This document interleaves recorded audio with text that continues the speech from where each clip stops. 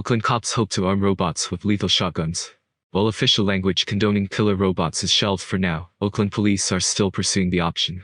In a series of little-noted Zoom meetings this fall, the city of Oakland, California, grappled with a question whose consequences could shape the future of American policing. Should cops be able to kill people with shotgun-armed robots?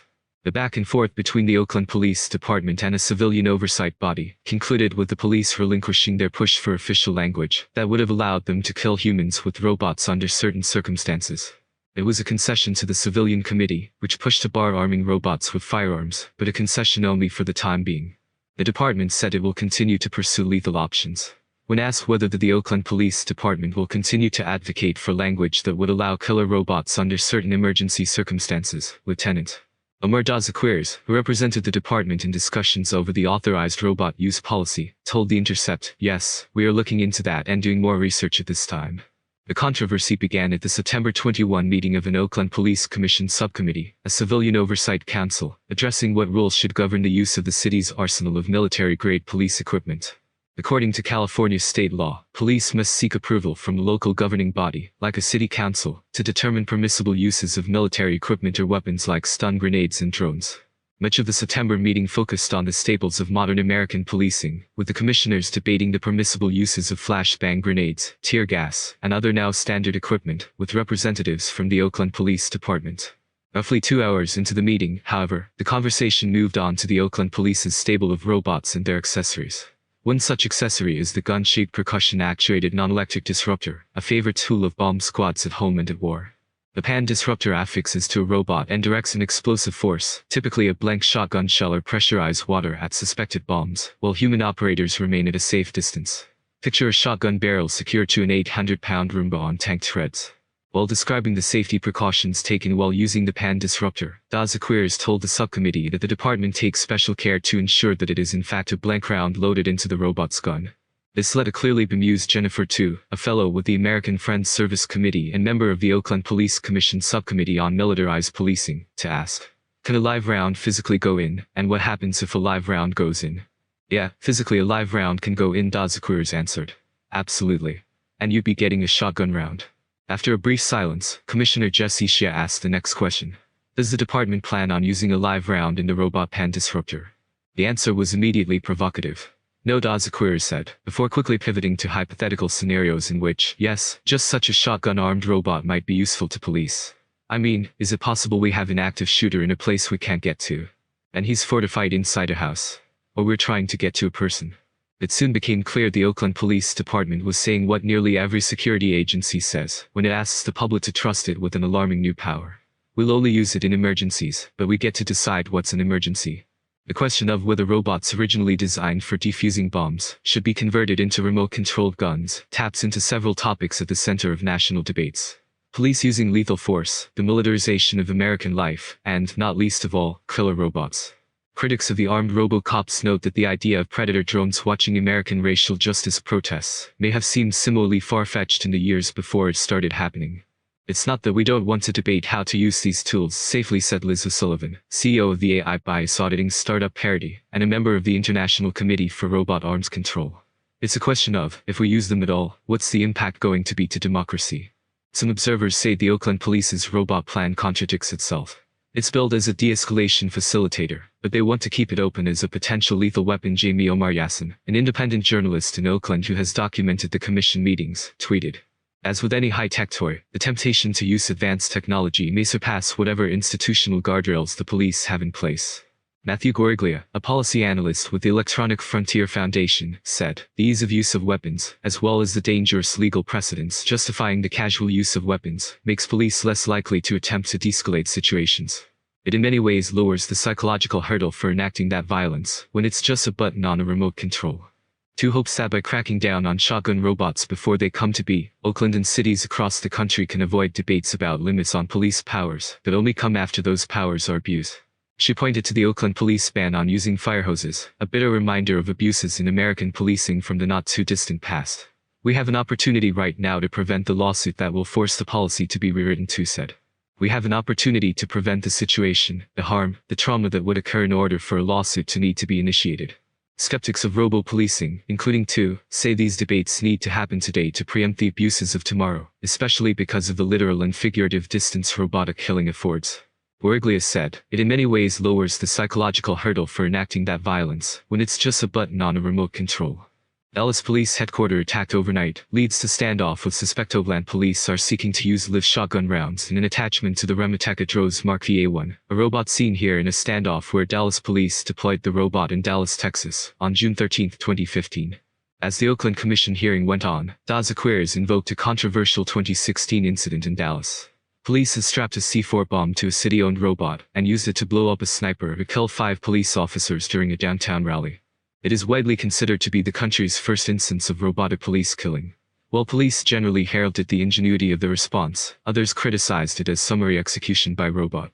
In an email to The Intercept, Das Acquires said the department imagines weaponizing the pan disruptor on the department's $280,000 Northrop Grumman Rematech Andros Mark V A1 robot, the very same model used so controversially in Dallas. Das Acquires noted that the department had never actually attempted to load a live round into the pan gun, for fear of breaking the $3,000 attachment. Yet when two asked whether the commission could add policy language that would prohibit arming the robot with lethal 12-gauge shotgun rounds, the department's vision for robotic policing became clear. I don't want to add a prohibited use, Das Acquires replied, because what if we need it for some situation later on? Das Acquires explained that a hypothetical lethally armed robot would still be subject to the department's use of force policy. Oakland Police Department Lieutenant Joseph Turner, stressing the need to keep extreme options on the table for extreme circumstances, urged the commission to allow such a killer robot in case of exigencies. He said, I'm sure those officers that day in Texas did not anticipate that they were going to deliver a bomb using a robot. The Oakland Police Department's assurances that a shotgun-toting robot would be subject to departmental use of force policy did not seem to satisfy critics. Nor did the messenger have a record that inspires confidence. The 2013 East Bay Express report on Das Acquires and another officer's killing of an unarmed Oakland man found that he had been the subject of over 70 excessive force complaints. One lawsuit prompted a 6-figure settlement from the city, and the jury ruled for the officers in another. The officers were never charged with the crime, and an arbitrator overturned the police chief's decision to discipline the officers. Police spokesperson Candace Keyes declined to comment on the dozens of excessive force complaints. In the wake of the shooting, which prompted protests, the East Bay Times reported that Das Acquires was asked by an internal investigator why he hadn't used his taser instead. He responded, I wanted to get lethal. You have a hammer, everything looks like a nail. The concern is, then, less that police would use a shotgun robot in certain catastrophic, high-risk, high-threat mass casualty events as the tentative policy language favored by the department currently reads, but that such a robot would be rolled out when the police simply want to get lethal. The vagaries of what precisely constitutes a high-risk event or who determines the meaning of high threat affords the police too much latitude, Tu told The Intercept in an interview. It's not a technical term, there's no definition of it, she said. It doesn't mean anything. When asked by email for precise definitions of these terms, Das Acquires said, high-risk, high-threat incidents can vary in scope and nature, and are among the more challenging aspects of law enforcement. Critics say such ambiguous language means Oakland police would get to use a robot to kill someone whenever they decide they need a robot to kill someone. The policy has analogs in more routine police work. After shooting unarmed people, officers frequently offer post hoc justifications that they felt their life was in danger. Anytime anyone has a tool, they're going to use it more. Set to. You have a hammer, everything looks like a nail. And the more that police, in general, have military equipment, have more weapons, those weapons get used. After weeks of wrangling, both the commission and the police department agreed on language that will prohibit any offensive use of robots against people, with an exception for delivering pepper spray. The agreement will go for review by the city council on October 18. Tu suspects the sudden compromise on the killer robot policy is explained not by any change of heart, but rather by the simple fact that had the debate continued any longer, the department would have missed the deadline for submitting a policy and risked losing the ability to legally operate its robots altogether. There is nothing preventing the Oakland Police Department from, as Das Acquires said they will, continuing to push for legally sanctioned killing using a pan disruptor. No matter how the Oakland policy shakes out in the long term, the issue of robotic policing is likely to remain. I'm sure Dallas police weren't the only ones who had considered lethal force with their robot before doing so, and Oakland police aren't the only ones who are thinking about it even more now, Tu told The Intercept. They're just the only ones who thought about it out loud with the committee. Related. How the Dallas police used an improvised killer robot to take down the gunman. According to Das Acquires, the department is still looking toward the future. We will not be arming robots with lethal rounds anytime soon, and if, and when that time comes, each event will be assessed prior to such deployment, he said. When asked if there were other situations beyond a Dallas-style sniper in which police might wish to kill with a robot, Dazaquirs added, "Absolutely, there are many more scenarios. But thousands of Andros robots operated by hundreds of police departments across the country, those concerned by the prospect of shotgun robots on the streets of Oakland or elsewhere, refer to what they say as a clear antecedent with other militarized hardware. Mission creep. We're not really talking about a slippery slope. It's more like a well-executed playbook to normalize militarization.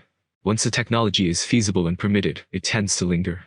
Just as drones, mine-proof trucks, and Stingray devices drifted from Middle Eastern battlefields to American towns." Critics of the pan-disruptor proposal say the Oakland Police's claims that lethal robots would only be used in 1 in a million public emergencies isn't borne out by history.